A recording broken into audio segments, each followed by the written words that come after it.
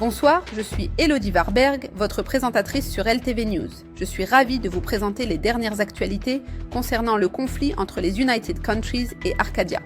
Ce soir, nous concentrons notre attention sur la côte ouest de Latimar, où les forces des UC ont été déployées en prévision d'un assaut imminent d'Arcadia. Cependant, les jours passent et rien ne se produit. Le temps s'étire, les semaines défilent. Mais que préparent donc les Arcadiens ? Un avion espion des UC a récemment repéré une flotte de guerre inconnue se déplaçant dans l'hémisphère nord du monolithe en direction des pôles. Pourtant, les hauts commandants des UC ont rapidement écarté cette information, la jugeant improbable. En effet, les passages polaires sont réputés insurmontables pour une armée de grande envergure.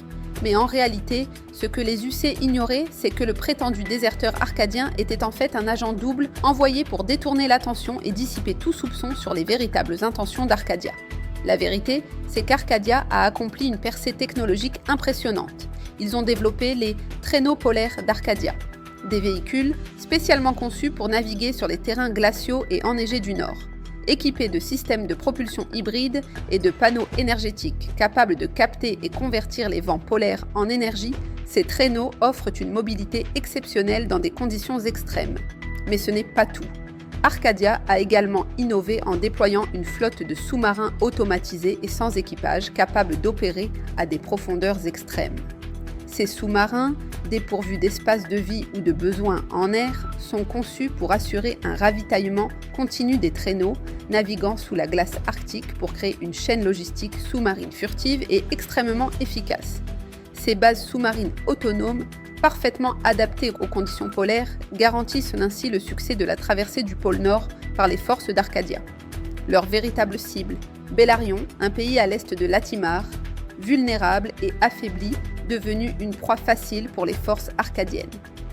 Arcadia a donc lancé une invasion surprise sur Bellarion, rencontrant une résistance minimale, car la majorité des forces des UC sont déployées à l'ouest. L'attaque a été rapide et décisive, permettant à Bellarion de tomber aux mains des Arcadiens presque sans effort. C'est un véritable choc pour les UC. Ils se rendent compte que toute leur préparation sur la côte ouest a été en vain. Le message intercepté n'était qu'une ruse astucieuse destinée à détourner leur attention. En conclusion, avec cette manœuvre brillante, Arcadia a non seulement réussi à envahir Bellarion, mais elle a également semé le doute et la confusion au sein des UC. Le conflit prend maintenant une tournure totalement inattendue et les UC doivent reconsidérer rapidement leur stratégie face à un ennemi capable de tactiques aussi audacieuses et innovantes. Ils les avaient clairement sous-estimés. L'équilibre des pouvoirs dans la région est désormais bouleversé.